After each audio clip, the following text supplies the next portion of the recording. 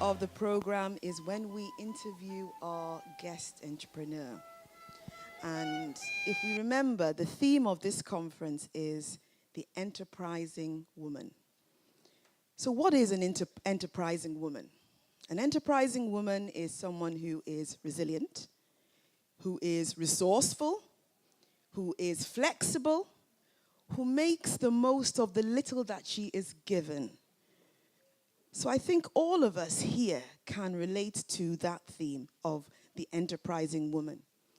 With me today, I have a very special interviewer. Can I introduce Nime?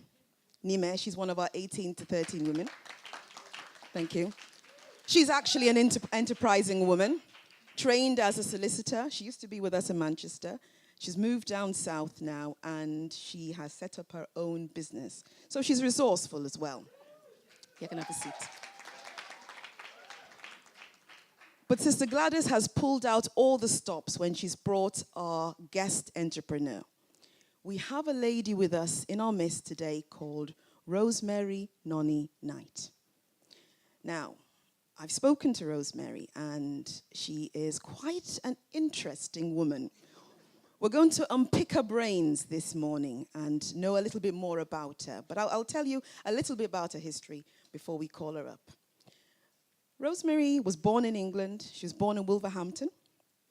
She trained as a pharmacist. She's married. She has 3 children, 3 lovely girls. She calls them her princesses. She went through a rocky period when she was a pharmacist and reached rock bottom, both financially and spiritually. But she's picked herself up. She's turned her life around.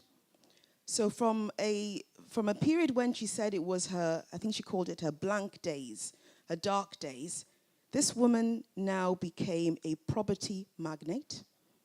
She has a successful property portfolio. Moved on from there, because this is not enough, she's moved on from there. And now she has a quite inspiring coaching and mentoring program called the Deliberate Millionaire. Yeah? Isn't that interesting? She has, she inspires so many women and men. She doesn't just coach the women, but that is her passion. She describes herself as a spirit-led entrepreneur. So I think she is ideal for this conference. Don't you think so?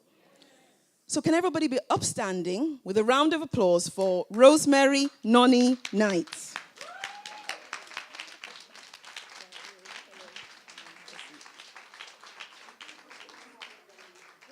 Okay, so my first question is, what has attracted you to your current business, and what was your mission at the onset of starting it? So, what attracted me to my current business? So, I am a coach. I work with people who want to increase their impact and their income.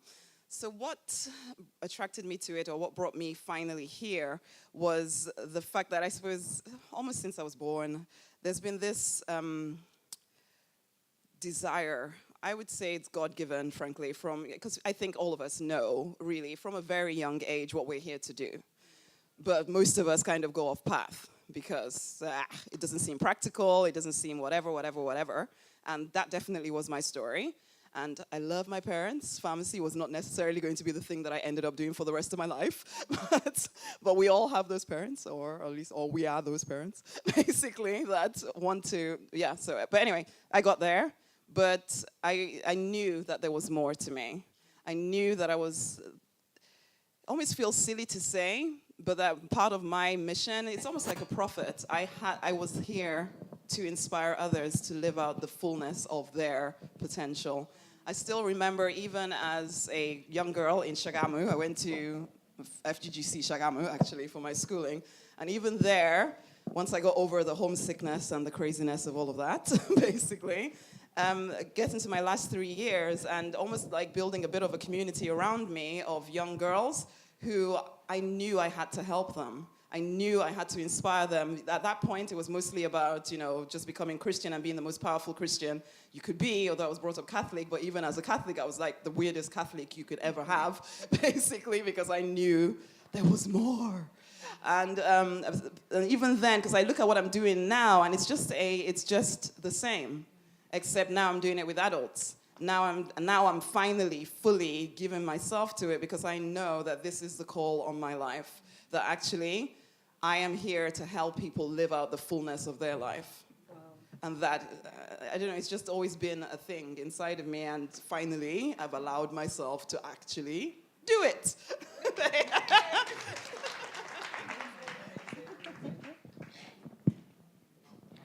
That's amazing. I also was born and raised Catholic, so I know where you're coming from. When we spoke, you mentioned that it is hard, but not impossible. I don't even remember you saying that word. Can you tell us, what skills do you think are needed to build a successful business? What skills do we need to learn, or do we need to take on to build this successful business? Okay. So, what skills? My goodness, well, we could mention quite a lot of them. However, if we're coming, because this is the way I generally tend to, when I'm working with people, because generally, yes, I do think everybody needs to be rich, okay? I just think that you have to be, because I just don't know how you're going to do the work that you're here to do without properly having a good income behind you. Yeah. So, yes, so there's two things I generally think that people need in order to create that wealth and to live that full life. And one of them is, we need to be in action. So there are certain actions that we need to do, which I'll talk about in a minute. But then we also need to be very clear inside of us in terms of purpose, in terms of knowing what we're here to do. And actually, whatever your business is, or whatever it is that you want to, even if you're in a career, people need to know what you're about. People need to know who you are, what you stand for. Most people trying to blend in and be the same as everybody else. In fact, we're all trained to blend in and be the same as everybody else. However, if you want to get the same results as everybody else, then you keep doing that. But if you want more, if you feel that call inside of you from God to live a bigger life, you have to stand out. And you stand out by owning your uniqueness. Whether it's blue hair or whatever it is, basically. You stand out, you have to own that special part of you, that unique part of you, and start to communicate it. I particularly help people with the online space. And on the online space, there's lots of people, in fact, offline space, there's lots of people, everybody talking about this, that, and the other. Most people trying to blend in and be the same. You need to communicate what you truly believe in, what you stand for. It may sound crazy. It's the kind of thing you have these conversations with your friends, basically. But then when you come into the marketplace, it's like, no, I need to just kind of tone myself down. And then you disappear. Nobody sees you. Nobody knows who you are. Sorry, this could go on for a while. Did I tell you I like to talk? So anyway, first and foremost, we need to communicate who we are. Whether that's through blogging, whether that's going to events like this, so you're present and people get to know you, whether it's by standing in front of a group like this and giving a talk, getting over your fears and doing that so that people get to know who you are, what you stand for, and how you can help them. That's number one thing. Number two thing is that you're capturing them. So whether it's on your Facebook page, like all of y'all now need to bring out your phone and look for Rosemary, Nani, Night. I can't see your phones. Rosemary, Nani, Night. You need to go on there and join in the page. So this is it. Then you start to capture people into your world. So whether it's on social media, whether it's on a mailing list, an actual mailing list, you need to do this kind of a thing where you have a way of staying in touch with people. Because there's 7 billion people on the planet. Not everybody is your person. However, some people are your people. And you don't want to lose those people. So you want to have a way of communicating with them on an ongoing basis, whatever your business is, okay? So you want to capture them onto a page or wherever you think they are, Instagram, whatever, all of that stuff, or a mailing list. The final thing is that you need to be selling something, okay? Because that's another thing, man. I see some entrepreneurs out there, and it's like, I'm not making money. What are you selling? I don't know. Or, I do know what I'm selling, but when last did you tell somebody? But they should know, shouldn't they? They should come and find out. Why should they? You need to tell them as boldly and as bravely. It's like she talked about the Deliberate Millionaire. Now, let me tell you this. The Deliberate Millionaire Fast Track Club is the best club on the planet. And I completely believe it. And so I will tell everybody. I don't care whether it sounds as if I'm being, and that's the thing about for us spirit-driven people, we don't want to be all pushy. We don't want to, we want to be all coy. You should know, you should read my mind and know what I'm selling you. No. Nobody knows, okay? Nobody ever knows as much as you think they do. You need to tell them. You need to believe enough in what it is that you are doing. Your purpose on this one, you mentioned 7 mountains. That is so my thing at the moment, frankly. Because it's like, we are spirit-led people. We are here for a reason. We cannot hide any longer. Was it Donald Trump? I have no opinion. No opinion about him. And some of y'all probably have strong opinions one way or the other. But it doesn't matter. If you had a negative opinion, where were you? If you had a positive opinion, where were you anyway? Exactly. If we do not step up, then of course anybody, anywhere will do it. So the 7 mountains: government, family, religion, media, entertainment, business. There's something else, can't remember. But we are supposed to be there, and we do it by communicating, capturing, closing, and showing up every day, being the leaders, being enterprising, being those people that had those 5 talents, that 2 talents, that not the one, basically, and using it. It doesn't matter how big your talents are, but let us actually step out there and use what we have and make it more. Yeah, sorry, I could go on. I better stop. So you mentioned, I think the first question you answered about wanting to help people reach their fullness of potential. So what do you think stops people or prohibits people from embarking on who it is they're called to be? So going from where they are right now to where they know they should be. Okay, now it's different for everyone. But under the heart of it, to me anyway, and this is my opinion, but at the heart of it, one, it's a lack of belief in yourself, a lack of belief in the fact that you are called and that you can actually create wealth in what you are called. And it's also a lack of belief in the love of God. Because if you knew that you were loved from the bottom of your heart, whatever you did, you were loved, you would not be afraid. You would not be afraid to step up and do what you're here to do. Because it doesn't matter what anybody thinks of you. It doesn't matter what anybody says about you, because ultimately, God loves you. Exactly. So who the heck cares what anybody else thinks? And that holds people back incredibly. It literally is what you're trying so hard to blend in, and you want to make sure everybody loves you. You don't need everybody's love as much as you need to know that God loves you. Mm-hmm. And therefore, I always say this to my peeps, your vision is your permission. God has planted a vision inside of you from birth. Fearfully, wonderfully made is you, man. But you got to step into it. So when you ask me what steps people, it's one, they don't feel completely loved inside, or it's not necessarily what they say. They usually say things like, oh, I don't have time, or I don't have money, or I don't have this, or, I have these responsibilities and this and that and the other. But at the heart of all of that is this. Okay, if you tell me you don't have time, it's only because we all have the same amount of time, peeps. Only because you have decided not to believe enough in the power of your vision, so you're giving your time to other things. You don't have money, same thing.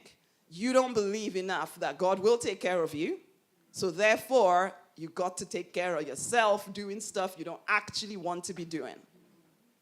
And so people make these decisions, and I know it feels real. It felt real to me for like the longest possible time as well. It was like, I have to be a pharmacist. I have to, because I could tell you my whole life story here about dads having accidents and armed robbers coming around the house in Nigeria and all of this kind of stuff that really, really made me a very fearful lady.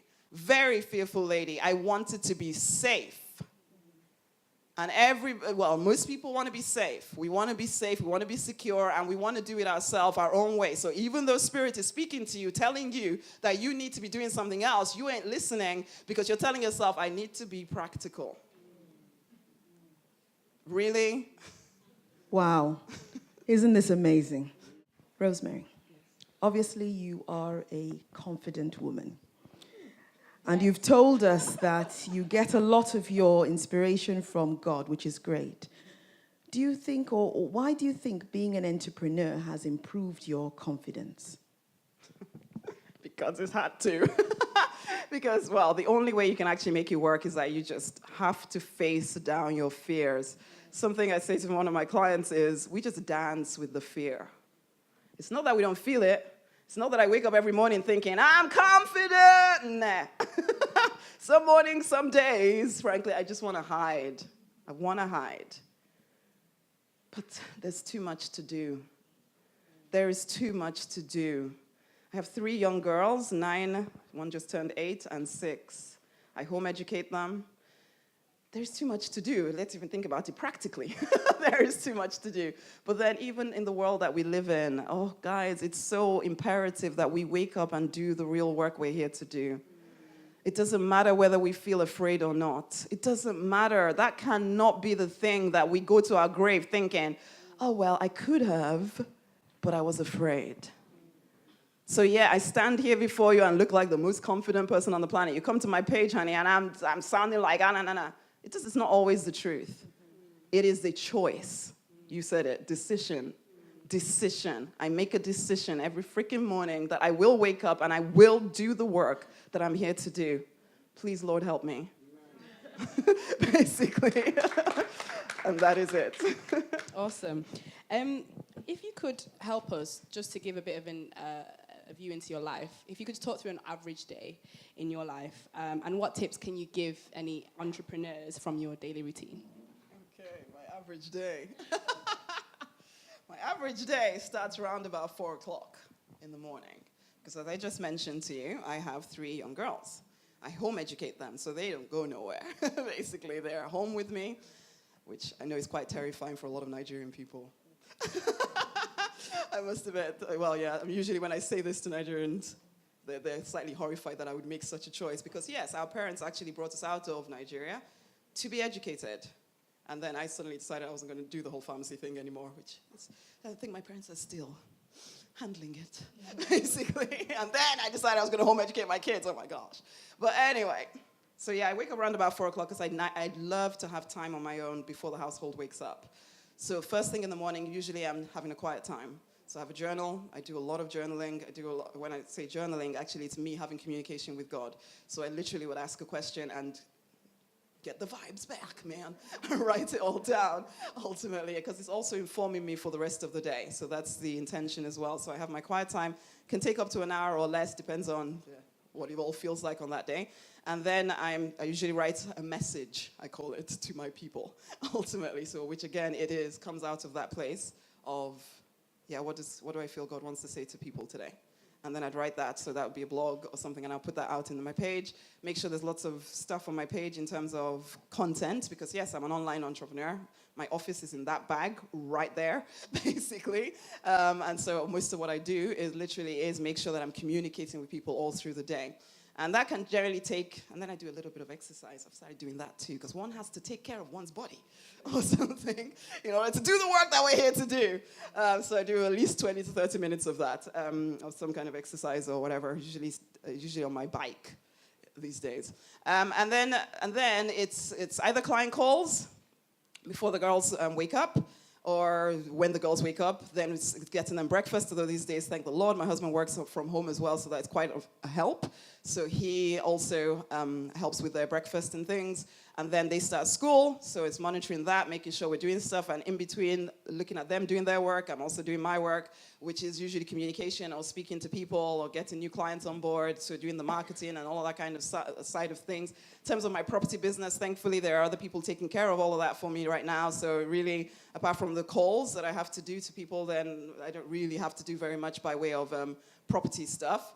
And in fact, if a tenant does call with any kind of issue, then it's straight on to property manager. Please deal with it, basically. And then it's my girls, really. So I take my girls out or hang out with them during the day or do some work. And really, that's it. That's my whole day. It literally is. It's work, girls, husband, sometimes a little bit of property stuff. and go to bed around about midnight and be up again at 4 o'clock and do it all again, basically, because I am driven to do that, ultimately, which I know for a lot of people, so when you're telling me about time, that is an issue. Yeah, you might think to yourself, but I need 8 hours. I need this, and I need that. I need this amount of time. I need to, and my children need me. Well, for one, my children are with me all the time, and somehow we manage it. I wake up earlier than everybody else because I will find the time to do the things I need to do. I spend the time, sometimes in the evenings. If I feel there's anything else I need to do, then I will do it. Ultimately, I create the space for the things I want my life to be about. That's what we all have to do. And when you find, and all of us have it, when you find that almost obsessive passion to do what you're here to do, you will find that you have more energy than you currently do. Because right now, a lot of people are walking around tired because you're spending all of your energy doing work you don't want to do. You are hanging around people that are tiring you. Basically, let's be honest, okay? So your energy is being split out in all kinds of ways, and you're not listening to Spirit when He's telling you what to do because you don't think it's right. But anyway, that could be a whole different conversation. Wow. I have 3 children as well. I do not homeschool my kids. I cannot understand how you're doing it. You are amazing, but that's just you. You've talked about waking up early in the morning, and we know that in the Bible from Proverbs 21, for a woman, it is advisable for someone to wake up in the morning, get your house in order, so you're doing what the Bible is telling you to do. She says, no cleaning. How does God and your faith help you in your decision making? Because we're all Christians here, and sometimes we feel as if we need to be led. How does God and your faith help you with your decision making? It's a bit of a difficult question to answer because I don't actually feel I make any decisions apart from God, truth be told. But then that, again, is a decision that I've made. That to me, there is no separation. There is no, this is when I'm kind of tapped into God, and this is when I'm not. There is just life. And God is in my life, basically, and it's at the very center of everything that I do. And it doesn't always look like what the classic Christian should look like, although who is the classic Christian, really? Basically. But at the same time, for me, I know that I live in connection all the time.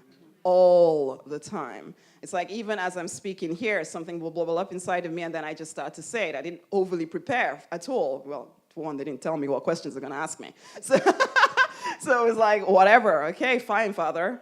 We're just going to say whatever comes up. And that is exactly what I do. If I ever get to a point where I feel really overwhelmed, because as an entrepreneur, because I make this sound so easy. We all know it's not easy, or else everybody be doing it, okay? So if I get to a point, and I do regularly get to points where I feel overwhelmed and, oh my goodness, it just seems so big, this big vision, how am I ever going to get there? Oh my God. It's like, Papa, what's the next best thing I need to do? And that's it. That's always where I come from, always where I come from. It really is, it really is. I work with non-Christians, and I tell them the same thing, because I do feel Spirit speaks to all of us, okay? Rain pours on righteous, unrighteous, nah. Everybody has access to that wisdom, but most people are kind of, I'm going to... And some days I get like that too, where I'm just kind of running around like a headless chicken, and I suddenly remember, where is my source? Okay, let's go back. And then we do whatever is next to do. And sometimes it's having or being able, because sometimes what you're asked to do is scary. And you're thinking, oh, but I'm not sure that I want to do that just yet. Oh, and so then you overthink it, and you think yourself out of it. Next thing you know, you're back to being overwhelmed and crazy again. Come back again. Papa, what is the next best thing to do? That's great. A lot of pills of wisdom there. I wanted you to talk a little bit about mindset.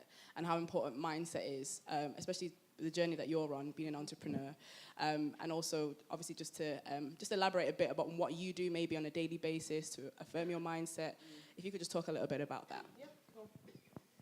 Part of my journaling thing, first thing in the morning, is that I write out like, I am rich, I am wealthy, I am impactful, I am reaching my people, I am blah, blah, blah, I am. I write out a lot of affirmations about what I choose to be every single day. I say this to my Deliberate Millionaire peeps as well. It's like, we are the ones that choose our day. We choose who we're going to be every freaking day. Sorry, every so often this pops out. But we choose. But I get quite passionate about stuff, and it's like, I don't care what I say right now. But we choose. We make a decision about who we're going to be every single day, what we're going to do every single day, what we're going to have as well. So I write all of that stuff out. And sometimes I have to come back in the middle of the day, write it again. I was just saying to one of my clients, every hour, if necessary, all you need to do is last 1 hour with your mind feeling powerful. Then at the end of the hour, start writing it all out again. Remind yourself who you choose to be. This is walking in faith, guys. Sometimes we talk about walking in faith and it's like, oh, it's really hard. And yes, it is hard, okay? Because we're so used to walking in doubt. We're so used to walking in lack of self-belief, lack of God belief. We say it, we sing it, we raise our hands to the heavens, but then we have to walk it out. And it is, and to begin with, it may be an every 5-minute thing that you are literally choosing who you choose to be. There is no other magic. Even God is not going to somehow magically come into your brain and change things. It is a deliberate decision that we make because we've lived, like, okay, I'm 37 right now. For at least the first 28 years of my life, I lived this passive, oh, well, you know, life is happening, and it's hard, and I don't have as much money as I would like, but thank you, Jesus, for what I do have, basically. And it's like, well, if that's all you want, because that's what I feel like Papa was saying to me. It's like, well, if that's all you want, then okay, you carry right on, man. I'm happy to bless you with just what you want. But if you want more, you best start asking for more. We want more, don't we, women? Who doesn't want more? We all want more. Wow. We're going to have time for the audience to ask questions, but we may have one or two other questions, Sime. Yeah, I just want to quickly ask you, you know, when we were speaking on the phone, you mentioned the 3 C's or the 5 C's. Oh, yes, okay. Do you want to just quickly... We went over the 3 C's. Yes. Yeah. Just quickly mention what those are. Okay. This is great, ladies. Okay, I have already mentioned the first 3 C's, but I will mention them again just so that you're very clear what needs to be done in order to grow your business, okay? Number 1 is communicate. So it is, like I was saying earlier, about communicating who you are, what you stand for, yeah, so that people either align with you or they really don't like you and go away, one or the other. You're not here to serve every single person. Jesus wasn't here to serve everybody, honey. He came, he spoke to the people he was here to speak to, and then he disappeared. Well, he didn't disappear, you know, died, rose again. Hey, basically all of that. But he didn't try to reach 7 billion, well, there wasn't 7 billion people on the planet, but he didn't try to reach everybody. He tried to reach his people. Same thing with us. We need to be very clear. Everybody else he called vipers and all of that kind of stuff, so they knew. I mean, look at that woman that came to him with her child, and he says about, how can I give what is the pearls to the swines or something. The woman could have been insulted and walked away, but she didn't, man. She just stayed there. But he knew who he was called to. And he knew that the right people don't need him to filter who he is, okay? So he communicated who he was very, very clearly. When he started his ministry, he went straight into the temple where he knew his people were. You need to find where your people are. Go be there, basically. And he told them, and then that very first day, they're trying to push him off a cliff. It's like, we haven't had to even bear any of that. And yet we hide, although we're fearful that we will, and so we hide away. But I consider Jesus to be quite good at the whole marketing thing, basically. But anyway, yeah, find out where your people are, communicate with them, what you stand for, be very, very clear. You want to polarize your people. You want some people to love you and other people to hate you so that you can actually just speak to the ones that love you and tell them what needs to be told or tell them what to do next in order to buy your stuff. The next thing you're doing is capturing them, which is part of the whole communication thing, isn't it? So if you're using social media, which, honey, social media is such a gift to us. I sometimes wonder how much, I don't know, could it have been more effective if there was social media in the days of Jesus? I don't know, basically. But whichever way, we're all still here, so obviously something worked. So social media is a blessing. Use it. Capture people onto there. Get a Facebook page. Get over your doubts and fears and, oh my God, is my hair looking okay today? Nobody cares, except you mostly, basically. Just get out there and start communicating and bringing people into your world. And this also works for ministry. Oh, please, God, some of you are called to ministry. And you think that because it's a call to ministry, you don't have to learn how to market yourself. And that is why your ministry is not working. Okay? Whenever I say this sometimes to Christians, they get a little bit offended. No, mine is not business, it's ministry. You know, God called me. He called all of us. Okay? Whether you call it ministry or call it business, you need to learn to promote it. If you want to help people, get over the nonsense. And start telling people how you can help them. Don't assume that just because you feel Spirit called you, you don't have to do anything, that Spirit is somehow going to open the doors. No, you are the feet, honey. Move, okay? And he's telling you this. You've just not really been listening because you think there's this done way to do things. And, you have, okay, you need to build an audience. So you're building that audience by communicating and then capturing them, okay? So you're capturing them onto your social media platform. These days, actually, you almost don't need a mailing list, but I still think that you should.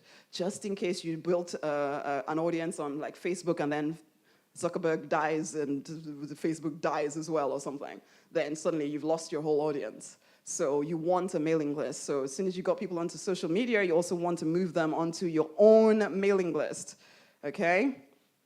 Where you're getting their email addresses or their contact details in some way so that you can communicate with them whatever happens to the platform that you found them on in the first place, okay? And then the final thing is that you're closing. So that's the third C there, is that you're closing people. Again, don't assume they know. Never assume they know. You are so into your own business, nobody else is that enamored with it. Everybody else has life and children and all of this, and they see your thing, they're like, oh yes, I think I'm gonna buy that. Mommy, oh, they're gone, they forgot. And you think it meant something about you, but it didn't. Their daughter wanted them. They forgot about you. You have to keep telling people. If you get people onto that mailing list, you're sending out regular emails to them. If you ever come on my mailing list, honey, you'll know how regular I send them. Basically, regular communication with people so that people are... I also see it almost as a service, actually, because whatever I'm sending out to people, I make sure it's motivational or something. So I know that through the day, people are getting great messages from me. So I see it as part of my service. Not everybody's going to buy from me. Not everybody's going to buy from you. They might come into your community and never actually buy from you, but they still need to benefit from being in your world. So that's where the communication as well keeps coming in. Communicate, capture, close. The final two C's that I look at as well is confidence. You need to be confident. To me, your greatest confidence comes from your connection with God. That is the best. Well, that is the best. I don't think I have to defend that one. Basically, it is. That connection with God is where your confidence is going to come from. So deal with any kind of issues you have with it. Please don't settle for the sometimes fake relationship people have with God, where it's not really intimate. It's just kind of what I do on a Sunday, and then I forget about it during the week. Let's not be those people that have that kind of relationship. Let's actually really, truly feel as if we're connecting and having conversation back and forth, because it can be like that. Don't settle for any less than intimacy. The final C is consistency. It's not enough to do it for a week. Oh, nobody answered me, and so therefore it must mean there's something. No, it doesn't mean anything like that. You just need to stay consistent. Building a business, it will be one, apart from giving birth to children. But I always think, man, this is a room full of women mostly. Sorry, all you men. But if you gave birth to a child, or 3, you can build a business, okay? Seriously. crazy if you carried that child for 9 months, felt as if your hips were about to fall down, and then pushed this child out or got yourself cut open for a child to come through? You can build a business, okay? Yes, I agree with that.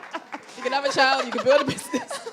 Okay, we're very conscious of time at the moment. So the last question I wanted to ask was just about your Deliberate Millionaire program. And for anybody that wanted to get involved with that, what can they expect from the program? Just in 30 seconds. 30 seconds.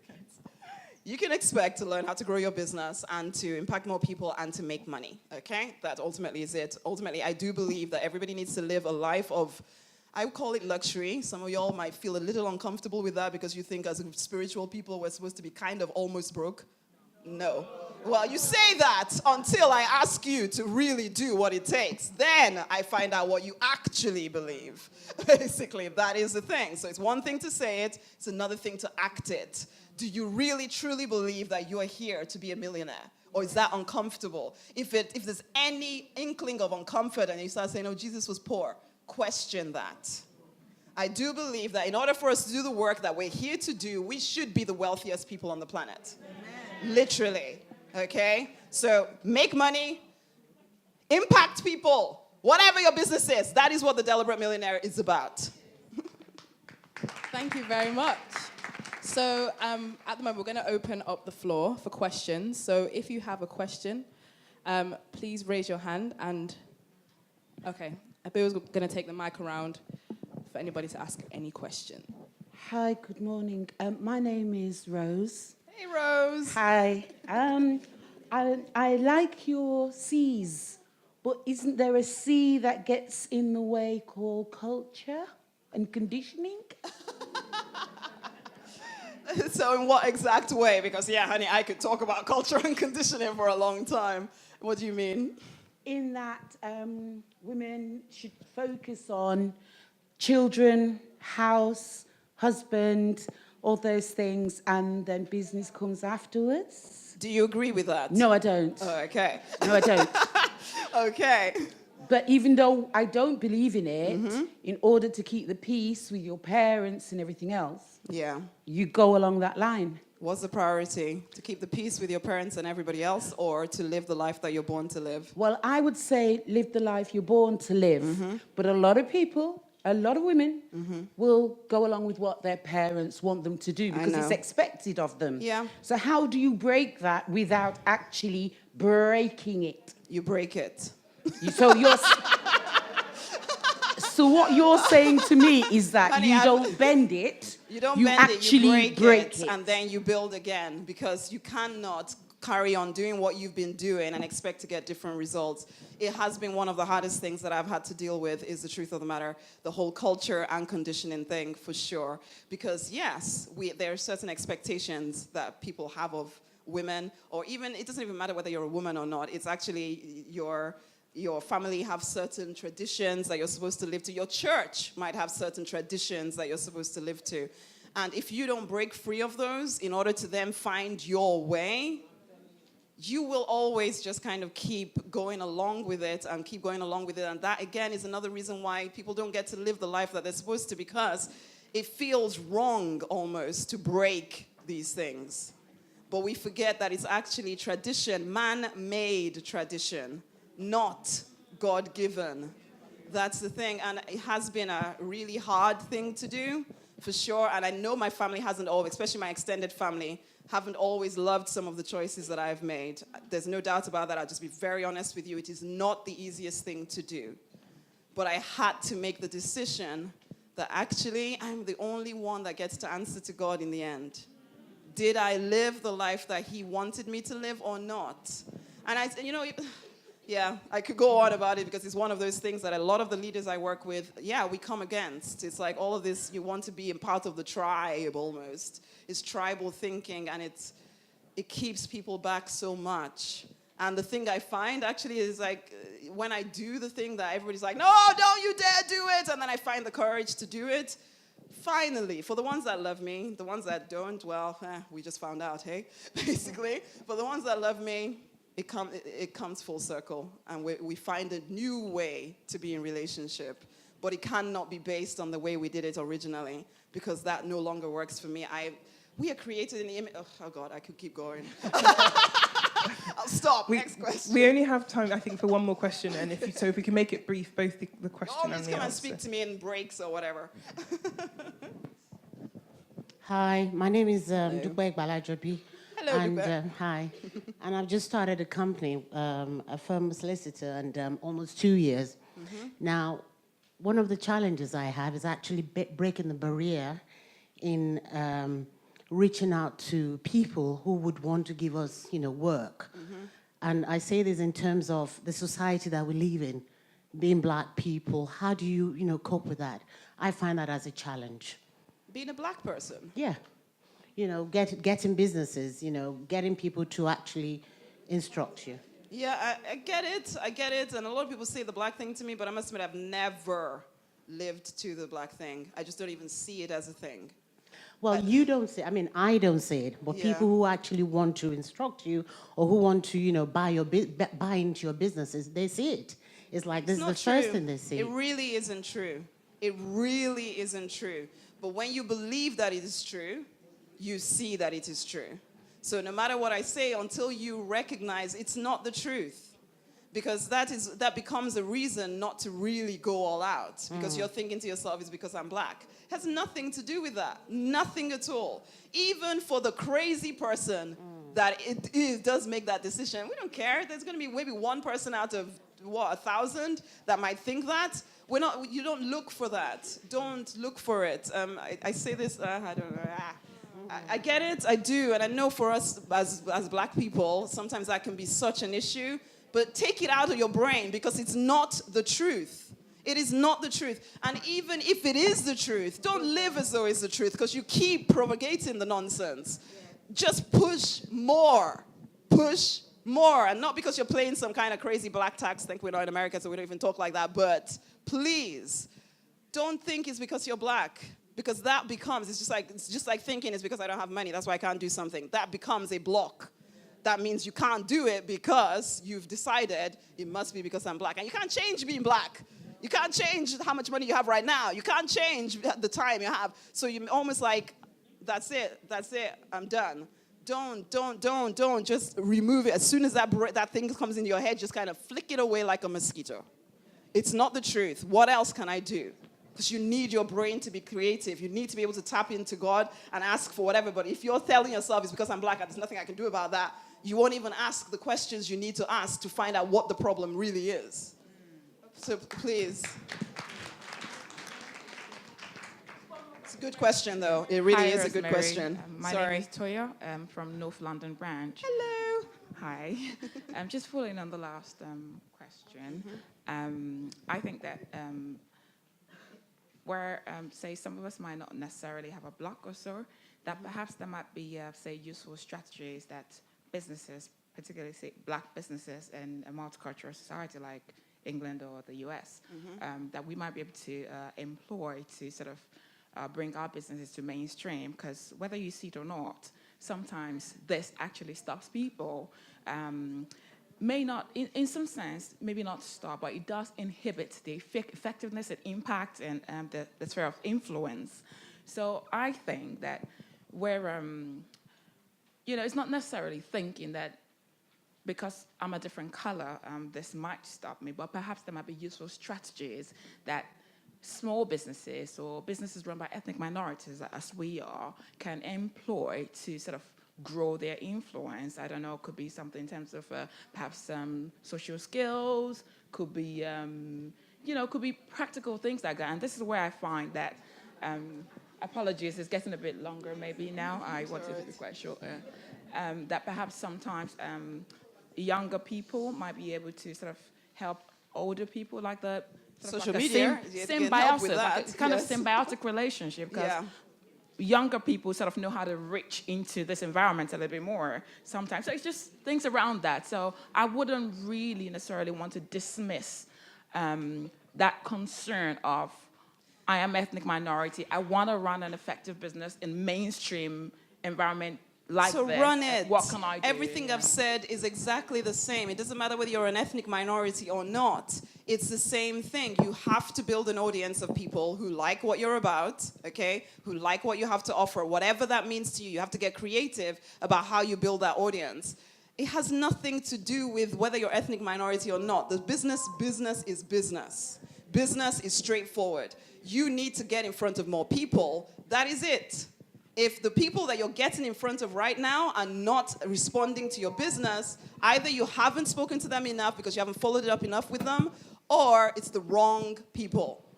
One or the other. It has nothing to do, I really wish that we as, I don't even want to go, we as a people. There's no difference between us and anybody else. Really, there really isn't. But when you live like there is, then there is. So it's business is business. It doesn't care about your color. It doesn't care about how you start. It doesn't care about what country you are. Money doesn't care either. It's completely inanimate.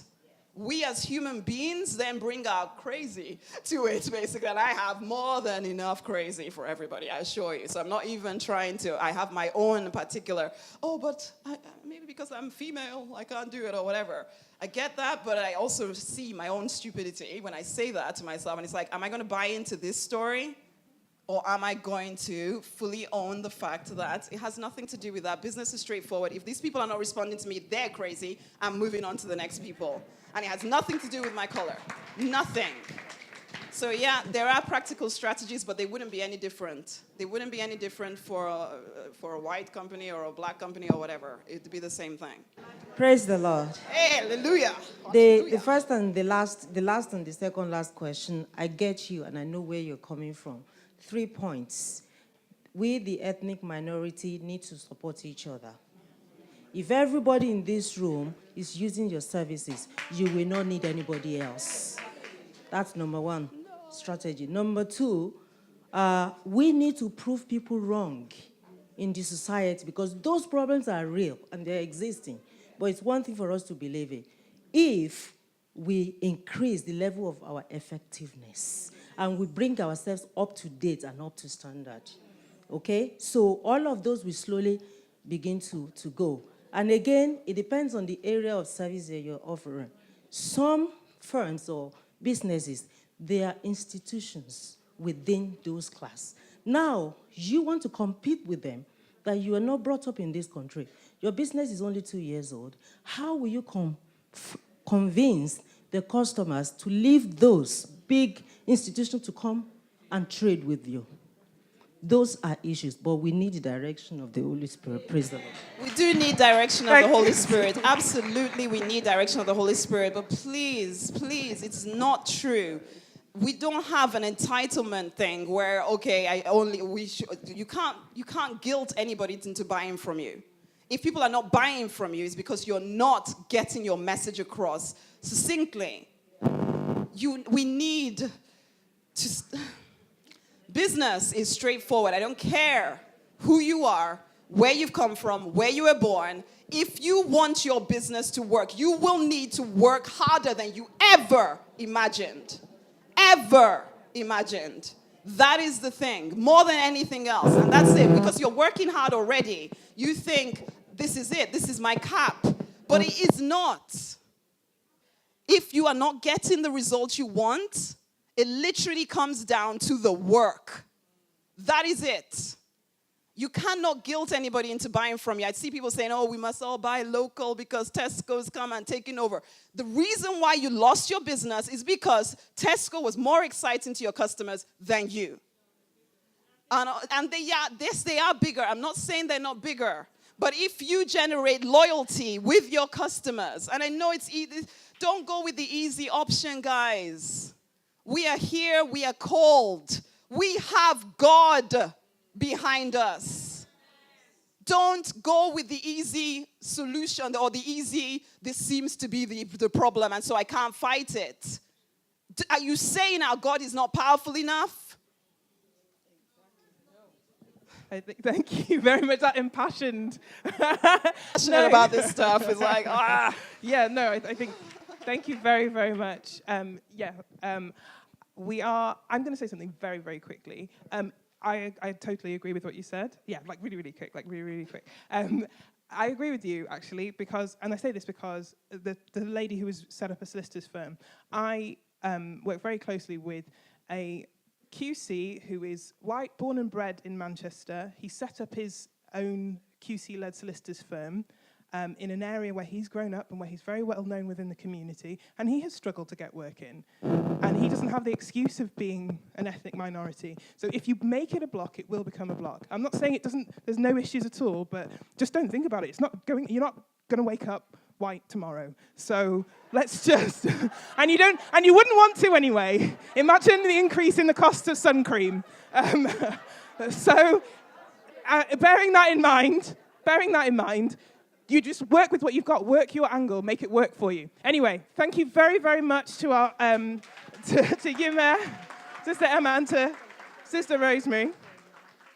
Yeah.